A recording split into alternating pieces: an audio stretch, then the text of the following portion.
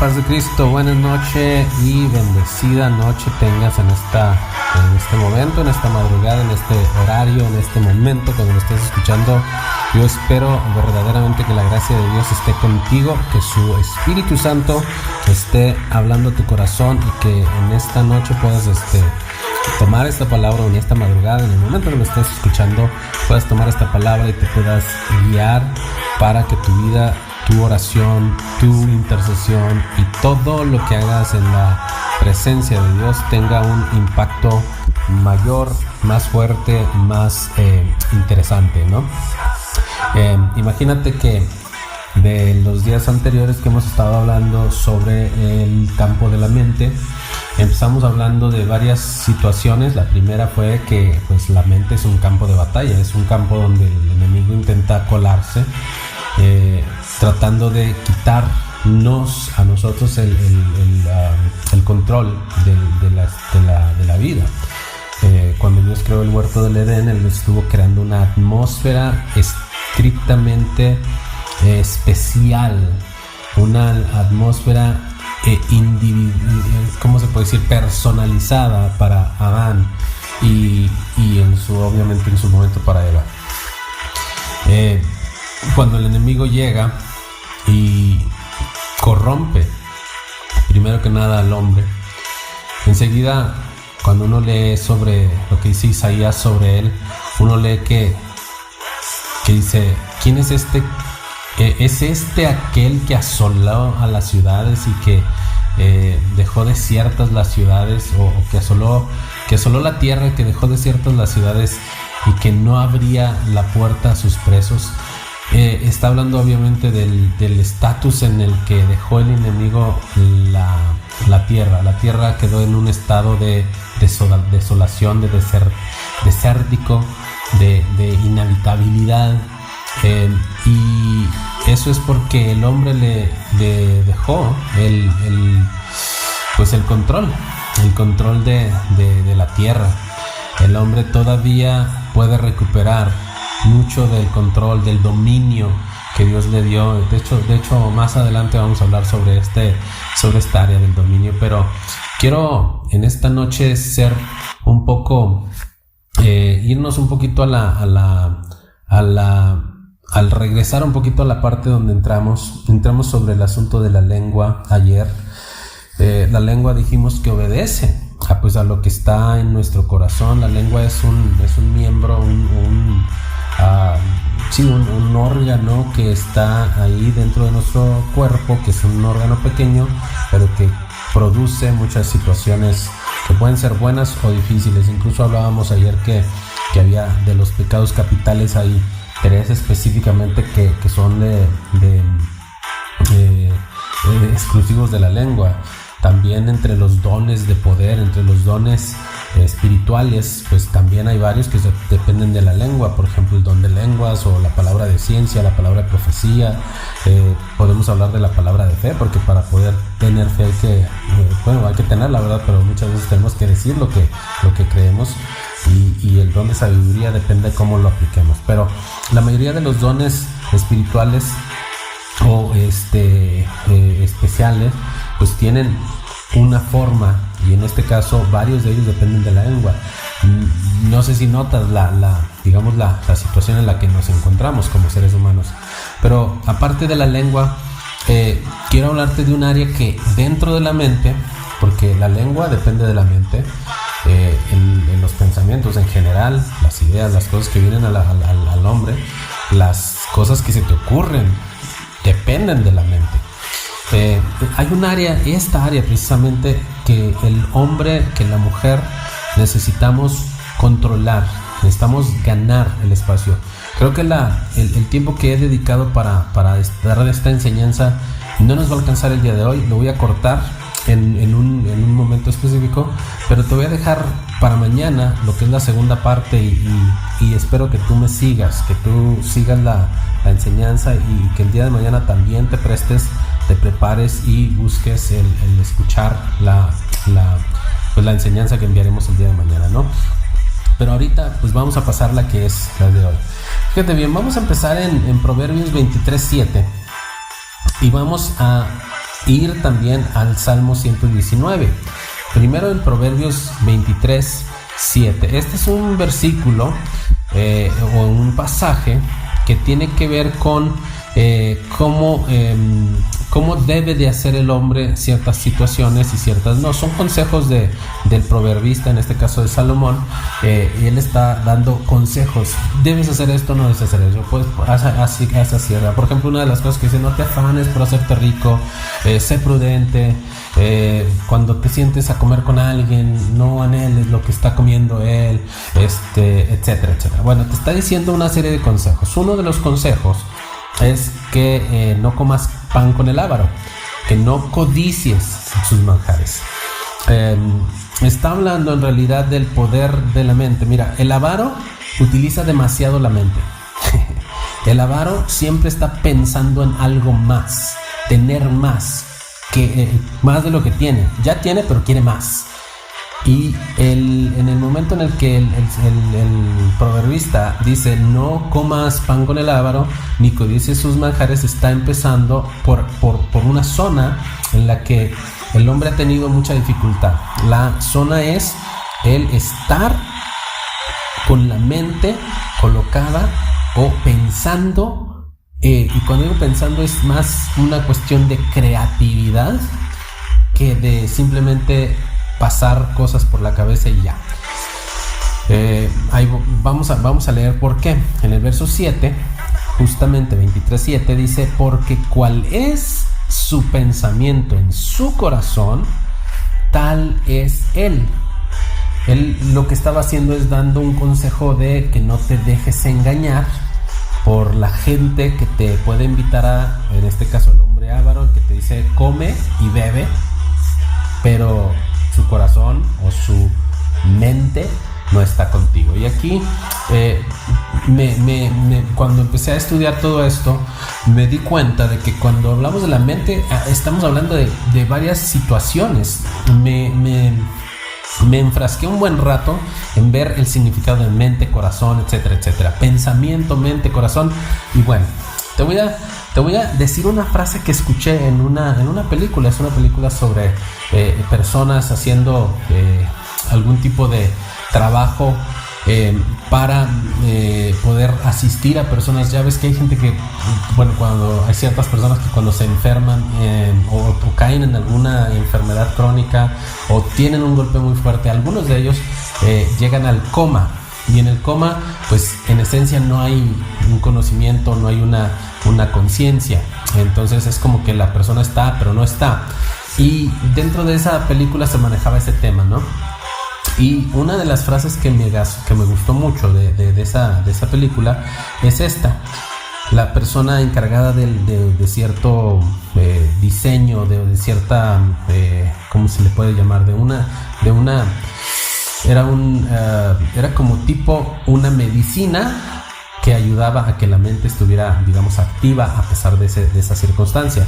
Y ella decía: la imaginación o la fantasía o la creatividad dentro del cerebro no tienen ninguna diferencia química. Otra vez, la imaginación, la fantasía o la creatividad dentro del cerebro no tienen ninguna diferencia, ya que son químicamente idénticas. Es decir, que cuando una persona imagina algo o recuerda algo o vivencia algo, en realidad en el cerebro no hay diferencia entre la realidad y la fantasía o lo creado. En el cerebro lo que no es prácticamente es. ¿Por qué? Porque el cerebro tiene químicamente una respuesta exactamente igual a lo que sí ocurre como a lo que no. Un ejemplo es muy simple: cuando la gente recuerda algo que le causó mucho risa, por ejemplo, se empieza a recordar de aquello y de pronto se empieza a carcajear él solo. ¿Por qué? Porque químicamente dentro de su interior, en su cerebro, esa cuestión que ahorita está en su mente nada más y que nadie más está viendo, sino solo él internamente, le está causando el mismo efecto que cuando ocurrió de verdad. Lo mismo ocurre cuando alguien se enoja demasiado con algo o con alguien y de pronto lo recuerda ese enojo, esa ira puede volver a surgir porque justamente en el cerebro no hay una diferencia entre lo que sí está ocurriendo físicamente en el momento y lo que no está ocurriendo y que solamente está ocurriendo en el cerebro, porque activa las mismas neuronas o la misma sinapsis neuronal. Entonces, basados en esa realidad y yéndonos a la escritura, yo estoy viendo que hay una relación muy fuerte entre esa realidad, ¿no? El hecho de que una persona tenga una mente, un pensamiento y una forma de hacer las cosas, de estar en su cabeza, que cómo afecta eso a la vida espiritual. Pues hay muchas áreas en la vida que se pueden afectar. Y por eso precisamente estamos leyendo esto. Proverbios 23:7 nos dice entonces que como es el hombre en su corazón, así es él. Es decir, como el hombre piensa de sí mismo, eso se vuelve realidad. Cuando una persona se dice a sí mismo, se imagina a sí mismo haciendo una cosa específica, luego en su vida puede convertirla en realidad, porque dentro de su corazón ya era una realidad, dentro de su entendimiento ya era una realidad, dentro de su mente ya era una realidad. Por eso, cuando empezamos esta noche, pusimos una canción que dice, o que habla de escuchar la palabra, ¿verdad? Y el hermano que empieza leyendo Salmos 19:15, que dice: meditaré en tus palabras, en tus mandamientos, meditaré, consideraré tus caminos y me regocijaré en tus estatutos. Y al final dice: no me olvidaré de tus palabras. Meditar, considerar y olvidar, todo está en la mente. Meditar en los pensamientos, los mandamientos, considerar los caminos y olvidar, o en este caso no olvidar, recordar sus palabras, tienen que ver con el uso de la mente. Nosotros como hijos de Dios tenemos que aprender que en nuestro interior la creatividad, la imaginación y la fantasía, porque la fantasía la vemos como algo, una forma negativa de creatividad o de imaginación, pero todas estas zonas están ahí en nuestra mente, y qué mejor que Jesucristo sea el Señor también de esas áreas de nuestra mente. En otras palabras, lo que quiero decir es que lo que imaginas es exactamente idéntico a lo que experimentas en tu interior. En tu cerebro no va a haber una diferencia. Dime si no es importante que cuides tu corazón, que cuides tu mente. Lo que almacenes ahí en tu corazón, en tu mente, eso fluirá a través de ti. Imaginación, pensamientos, las palabras que tú digas, que tú hables, y en definitiva tus oraciones. A mí me interesa mucho que cuando tú y yo oremos, aprendamos a reservar nuestra creatividad para Dios, que aprendamos cómo funciona esto. Pero no te quiero hablar desde un término psicológico o humanoide, sino te quiero hablar desde el punto de vista bíblico. En la escritura, muchas veces, la imaginación es traducida, o la palabra imaginación que nosotros usamos en español se traduce con diferentes palabras desde los originales, ¿no? Por ejemplo, las palabras más frecuentes son pensamientos, también se traduce como deseos, y muchas veces, la gran mayoría de ellas, se usa la palabra corazón. Y ahorita vamos a ver el por qué. En algunos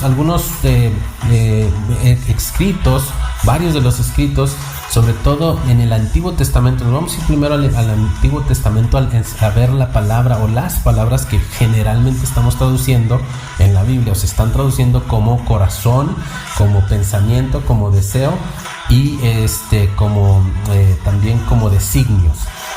En Primero de Reyes 8:39, no lo vamos a leer todo, vamos a leer solamente una parte, y esa parte que vamos a leer en 18:39 es Primero de Reyes 8:39. Es un versículo un poquito largo, pero nos vamos nos vamos a estancar, o nos vamos a poner atención en la frase o en las palabras donde está la palabra corazón. está hablando de varias cosas. Dice: tú oirás en los cielos, en tu lugar de morada, y perdonarás y actuarás y darás a cada uno conforme a sus caminos, cuyo corazón tú conoces. Es decir, a cada uno a quien conoce su corazón, porque solo tú conoces el corazón de todos los hijos de los hombres. De todos los hijos de los hombres. Entonces, aquí yo me quiero enfocar en la frase: solo tú conoces el corazón. Ya vimos que estamos hablando de Dios y que Dios está en el cielo. Él oye desde allí, Él está en su morada, Él está en su espacio, en su trono, digamos. Pero dice: perdonarás y actuarás y darás a cada uno según sus caminos. Y la frase que sigue es: tú conoces su corazón, porque solo tú conoces su corazón. Entonces, esa frase de solo tú conoces el corazón del hombre, cuando vemos la palabra corazón en el término original, o la palabra que originalmente se utiliza, esta palabra se puede traducir también como ánimo, intención o deseo. Es decir, lo que la persona piensa hacer, lo que la persona se imagina a sí misma haciendo.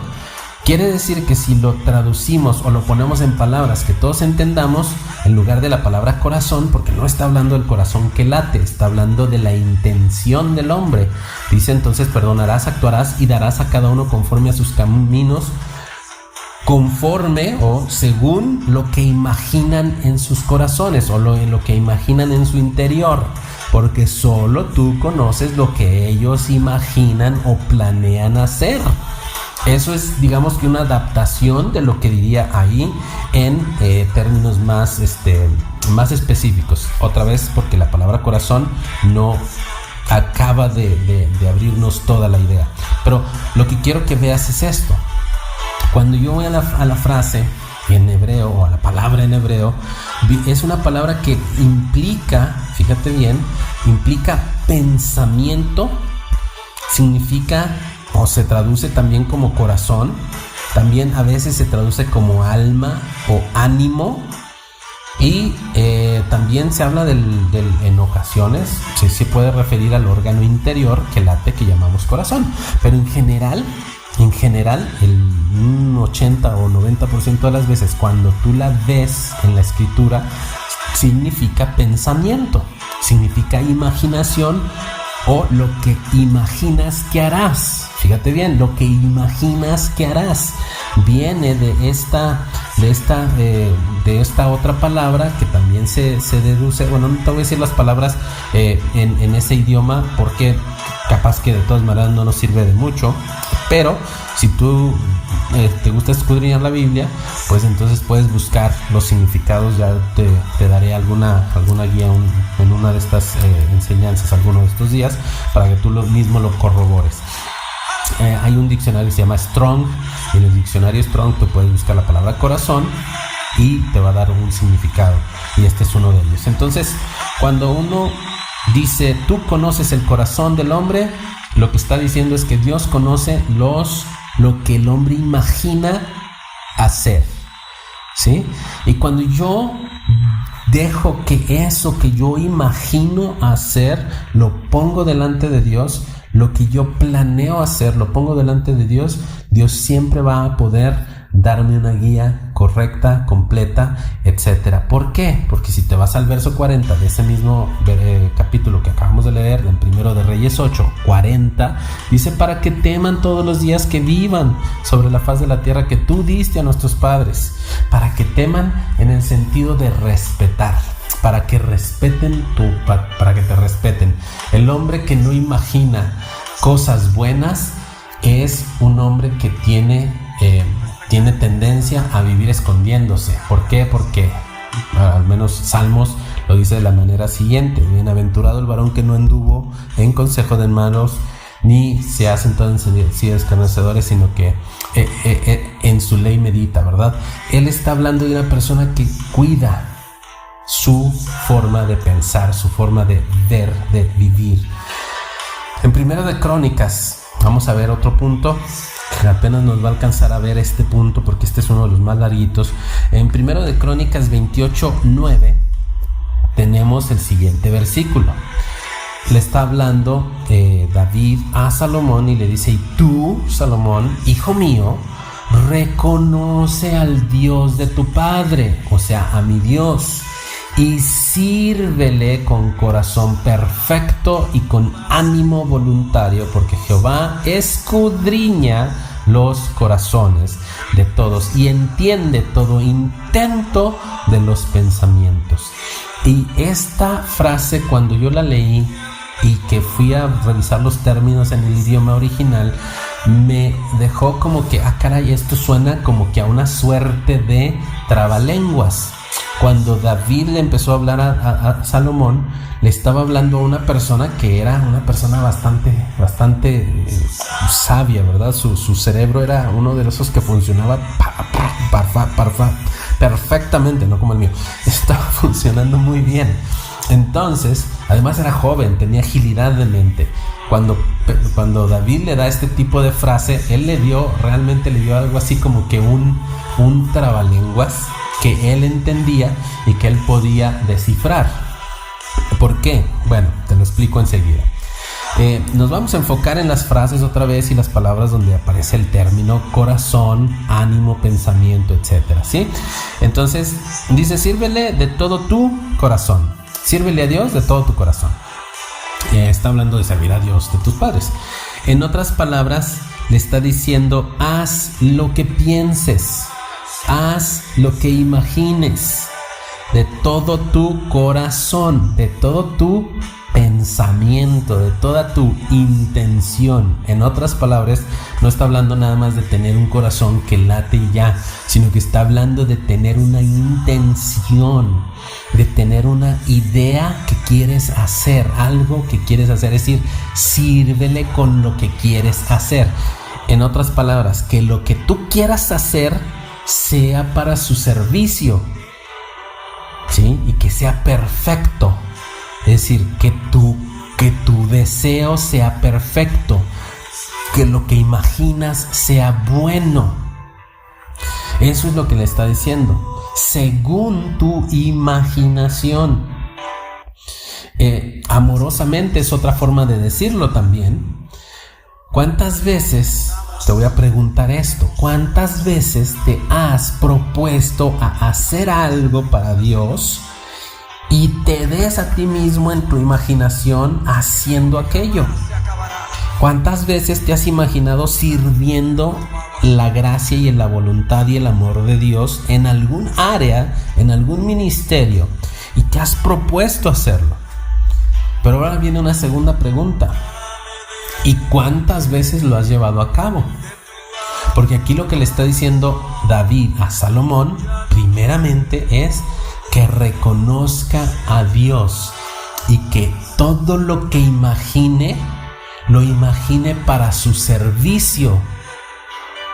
Pero justamente la parte que viene enseguida me acaba de poner así las cosas es como un engranaje perfecto todo esto. Y le dice: y con ánimo voluntario. Con ánimo voluntario. Y la palabra ánimo es la palabra que se traduce por alma o aliento. La palabra tiene dos formas de pronunciarse, realmente es una variante. La palabra se pronuncia nefesh o nafesh. Nefesh tiene que ver con el aliento, es decir, con la respiración, que respira, quiere decir. Y nafash quiere decir que alguien respira sobre ti. Ánimo voluntario, en este caso, tiene que ver con estar dispuesto a que Dios te inspire o sople sobre ti. Recibir aliento, que se sople sobre uno.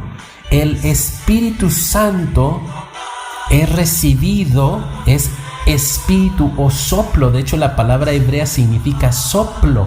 La palabra griega también, neuma. La palabra griega neuma, la palabra hebrea ruach. Esas dos palabras implican un aliento, un soplido, un soplo. Y ese soplo viene de Dios. Recuerda cómo es que el hombre se volvió un ser viviente. Bueno, la Biblia en Reina Valera dice un ser viviente, pero en otras versiones mejor adaptadas dice un alma viviente. Y la palabra alma viviente, ¿qué crees que es? ¿Qué palabra es? Es la misma que está utilizando aquí, que dice que sea voluntario, un alma voluntaria, o sea, un hombre como Adán, que fue inspirado por Dios, y que cuando Dios sopló sobre él, entonces fue el hombre un ser viviente. Que tu voluntad tenga la vida de parte de Dios, que cuando tú definas que vas a hacer algo para Dios, Dios inspire ese ánimo que tú tienes, esas ganas que tú tienes, y que el Señor te dé esa fuerza. Hermana, hermano, que me escuchas, la inspiración de Dios significa el Espíritu Santo en mi vida. Para que yo pueda vivir con una imaginación adecuada. Mañana vamos a entender más cosas de esto, pero para que yo pueda usar mi imaginación para el reino, para que yo pueda llevar mi vida a otro nivel, tengo que aprender que mi imaginación, que mi pensamiento, que mi deseo expresado en pensamientos sí viene de Dios. Como te digo, mañana te vas a dar cuenta de otros detalles que hoy no te voy a poder contar por cuestiones de tiempo. Tengo que cortar esta enseñanza, pero el día de mañana vamos a ver algo más sobre esta cuestión que estamos hablando, la inspiración de Dios dentro del hombre. Y pues te dejo en esta noche con un poco más de música, y quiero que tú consideres lo que decía Job en su plática con Dios. Dios te bendiga.